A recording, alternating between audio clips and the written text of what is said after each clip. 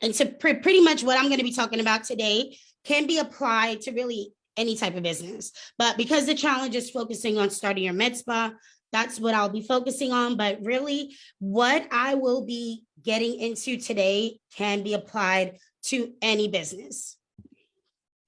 So going from employee to entrepreneur, as I mentioned, it definitely is a process. It definitely takes a shift in your mindset, a shift in your finances, a shift in pretty much everywhere, every area of your life. So if you are married, you have children, even if you're single, everything shifts when you are starting a business.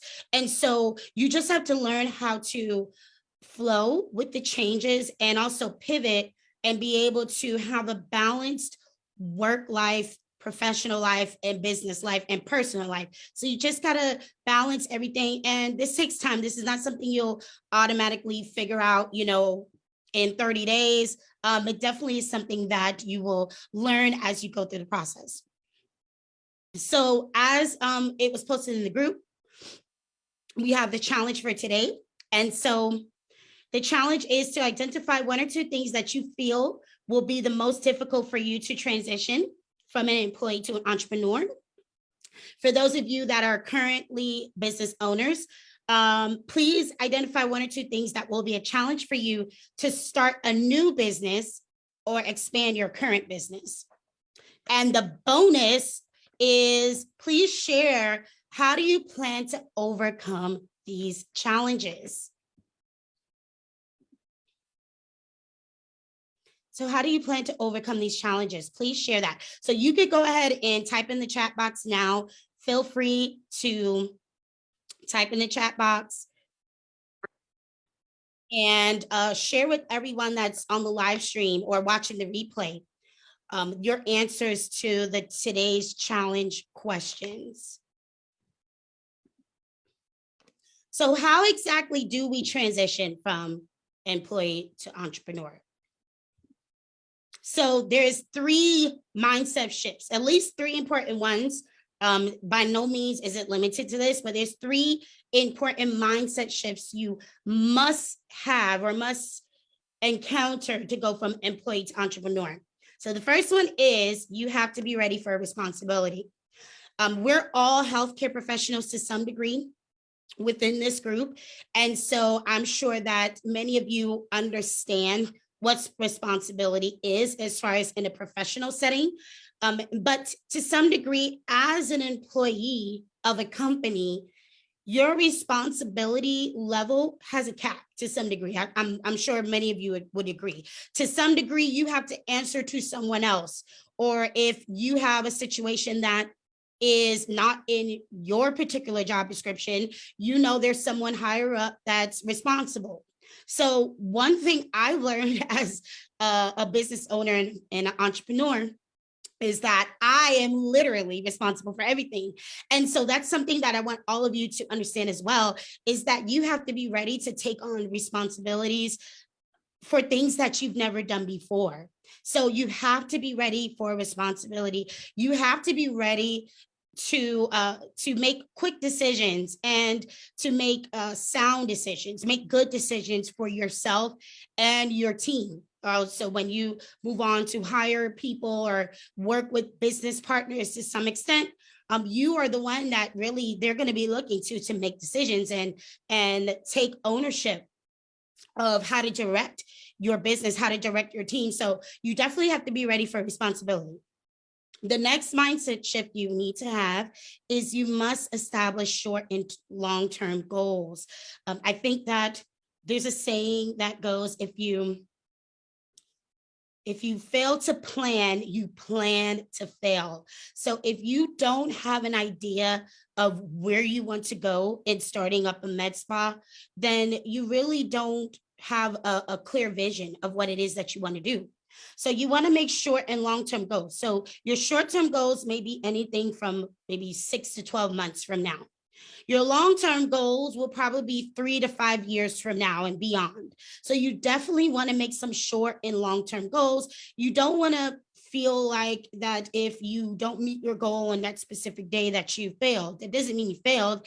It just means that you're working towards that goal, but you want to set those goals for yourself. And the next mindset shift you want to have is you have to be comfortable with being uncomfortable. Every day there is something new that you're taking on in the process of being an entrepreneur, starting up a business that you have never experienced before. And I can tell you guys, with the couple of years I've been doing this, every day I'm faced with something different, something that's unfamiliar. But I'm at a place now that I am expecting the unfamiliar. I'm expecting to not be comfortable in my situation. And so those are just signs that you're growing. So one thing that you also have to be aware of as a business owner is that you're going to grow professionally, you're going to grow personally, you're going to grow mentally, and this process will stretch you. And so if you want to grow financially, you have to be ready to take on these different things and learn these things as you go along. So let's focus on the differences between being an employee and an entrepreneur. So as an employee, you have to conform to the rules. I think that if we don't follow the rules on our jobs, we'll probably get fired, and then we're not going to make any money, and we're going to suffer. So we don't want to take those risks as an employee. So as an employee, yes, you have to conform to the rules. And usually, especially in healthcare, there's really no room for error or mistakes. So you really have to know what you're doing, and you really have to get it done. Also, as an employee, the learning process quickly becomes routine. So if you've been working in a specific field or a specific setting for quite some time, you learn in the beginning, but then that learning process just becomes an everyday routine. So you know what to do, you know who to report to, you know what daily tasks you have to do. And so, the learning process does become a little stagnant as an employee. And as an employee, we're focusing on the next promotion or salary raise. So the truth is, it's really probably hard to obtain financial wealth from just one form of employment.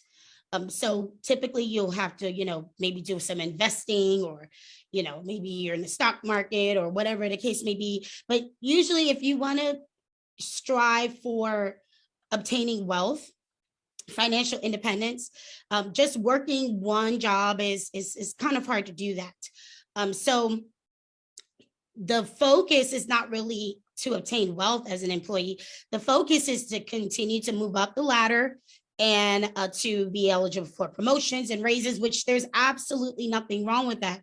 But I am talking to the people who want financial independence, the people who want to gain financial increase in their own business. So now let's look at entrepreneur. So as an entrepreneur, your fear becomes your motivation. And somebody actually posted that in the challenge for the challenge comment today. And I thought that was so amazing how, they really posted exactly what I was going to talk about. So even though, as I mentioned, you're coming into a new territory, you're trying new things, you're doing new things that's unfamiliar to you, that fear should be your motivation. Now, if anybody follows me on social media, they know that I'm serious about my relationship with the Lord. Like I do nothing without Jesus. So the Bible tells us that God has not given us a spirit of fear, but of love, power, and a sound mind. So in order for us to really see success and to be and to strive to going in the direction that God has called us to go, we can't allow fear to overpower our lives. So yes, you can recognize that there's fear, but you have to use that fear and turn it into motivation, turn it into success, turn it into what drives you and what pushes you. So really, as an entrepreneur, you have to push past those fears and those doubts. So as an entrepreneur, mistakes help you succeed. So one thing I have learned in this journey is to show myself grace. and to not really beat myself up when things don't go the way I want, or if I make a mistake in the process. It's all a part of the process. So don't be afraid to make those mistakes. Don't be afraid if plan A didn't work out. There's always plan B and C and whatever. And so that's what makes you, I feel like that's what makes you well-rounded. You know how we talk about being a well-rounded employee? Well, you also have to be a well-rounded entrepreneur. As an entrepreneur, you are constantly learning. So that's the difference as an employee. An employee, the learning process can become stagnant, but as an entrepreneur, you're always learning, whether if it's something related to your field, medical, healthcare, business operations, you are motivational things, conferences, you're always wanting to learn. How can you improve? How can you grow? How can you do better?